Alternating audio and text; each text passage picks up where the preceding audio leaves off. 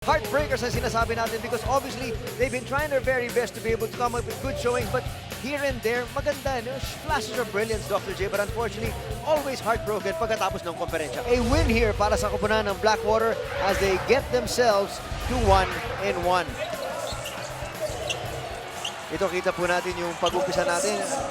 Lastimosa continues to have the hot hand after his career game the last time out. Magaling rin ito si Gilchrist. Confident siya sa matchup niya against Rhett. At ang in-explain sa atin ni Erica kanina, sabi nga ng dalawang imports right before this matchup, you know, they have adjusted already to Philippine play, so expect even more to come. At yun na nga yung nangyari. Dito naman nag-umpisa yung ratsyada ni Cañeleta. 4-point play. Ito yung shak-shak. Ang ganda ng ginawa ni De Gregorio ron. Ito na yung sigawan ng tao dahil alam niya na yung second game, no? At hindi lang yun, Dr. J, nagsipasukan na yung mga players ng Barangay Ginebra at yun na nga inaantay ng mga fans Ito dito. naman yung third quarter. Down na dito ang Blackwater pero ang bilis ng ratsyada nila. This guy played super basketball. Art de la Cruz, what a pass. Galing sa assist, galing sa agaw pa niya doon from the other side doon.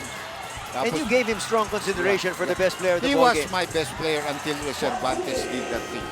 Because kay Lastimosa, usual na yan eh. Pero kay Art to really help, you know, it's a different story.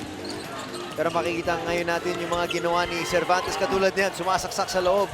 And then he was able to hit back-to-back threes Mali off yan. that assist there from Yeah. Rhett. Yung una niya against Gilchrist yun, no? Ito, matchup naman kay Marky, okay. And when he hit that shot, that convinced you, Dr. J, to give him the best player. Well, there's no question. 16 points in a quarter. Hindi naman biro yun. Ito pa si Art de la Cruz with the finishing touch.